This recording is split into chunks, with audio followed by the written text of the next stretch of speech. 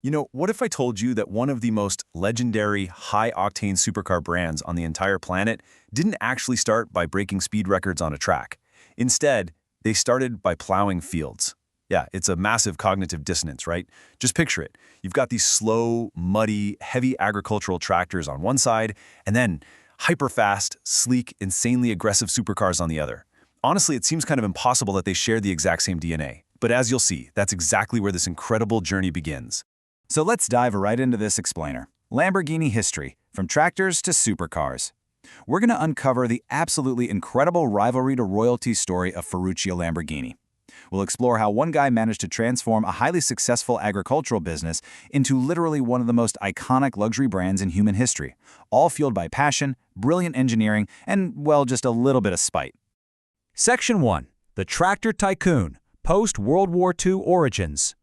Okay, so let's get the foundational facts out of the way first. The Lamborghini Automotive Company, as we know it today, maker of dream sports cars, was officially founded in 1963. It was set up in Santa Eta Bolognese, Italy, by a man named Ferruccio Lamborghini. He planted his flag in this small Italian town, and believe it or not, it remains the global headquarters and the beating heart of the brand today. But here's the thing. In 1963, Ferruccio was already an incredibly wealthy guy.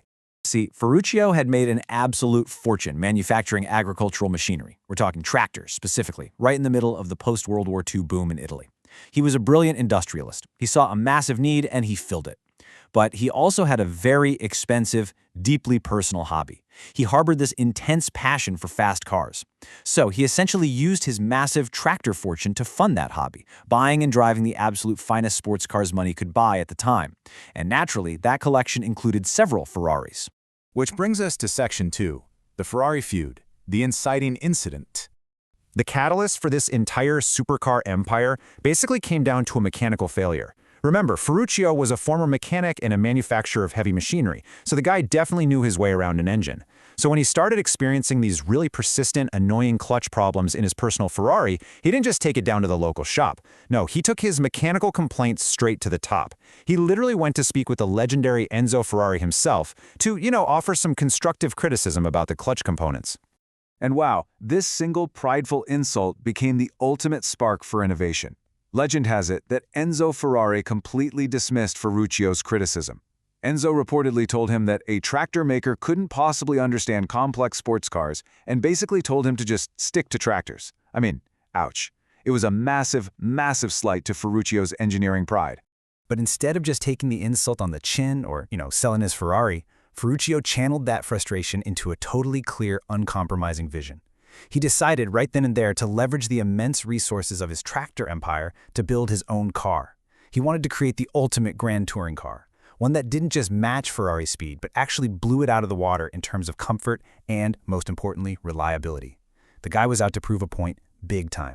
And he did not waste any time. By 1964, the 350 GT was born. This was Lamborghini's very first production car, and honestly, it was an absolute masterpiece. It featured a highly powerful V12 engine, boasted this incredibly elegant design, and had phenomenally smooth performance. Straight out of the gate with literally their first attempt, Lamborghini proved they could immediately and fiercely compete with the world's best sports car manufacturers. Enzo's insult had officially and spectacularly backfired. Moving on to Section 3, the mid-engine revolution, changing the game. Just 2 years after releasing their first car, in 1966, the company dropped the breathtaking Lamborghini Miura. And let me tell you, this wasn't just a new car, it was a total cultural phenomenon. Its sweeping, gorgeous design made it arguably one of the most desirable performance cars of its era.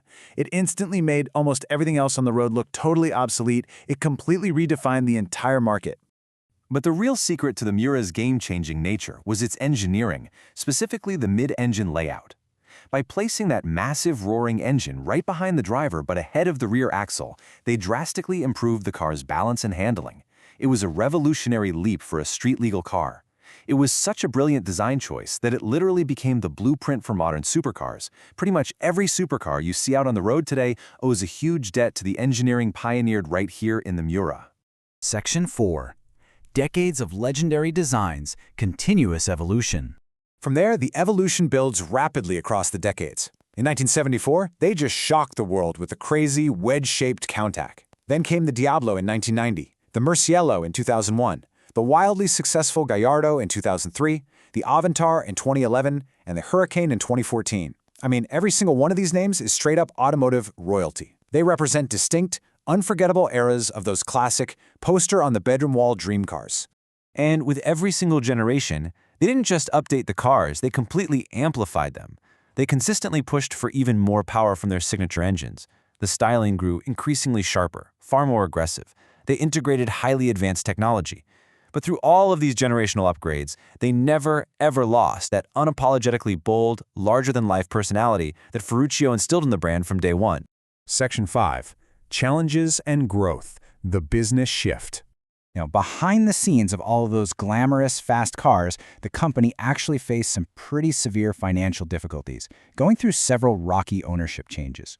But the real pivotal moment came in 1998, when Lamborghini was acquired by the Volkswagen Group, specifically through Audi. This buyout was an absolute lifeline. It provided the massive financial investment and the stability they desperately needed to survive. It led to vastly improved engineering tolerances and huge global expansion. But crucially, and this is key, Audi was smart enough to step back and let Lamborghini keep its unique, fiery Italian soul. Which leads us to Section 6, the modern era, Lamborghini today. Today, Lamborghini stands as an absolute titan. They are undeniably one of the world's leading luxury supercar brands, universally famous for that striking, aggressive styling, and just incredible, unmatched performance. But what's truly fascinating right now is how they are adapting to the times. Even as automotive tech rapidly shifts around them, they're embracing the future by incorporating hybrid technology. And they're doing it while ensuring they still deliver that raw, visceral, spine-tingling excitement that their loyal fans completely demand.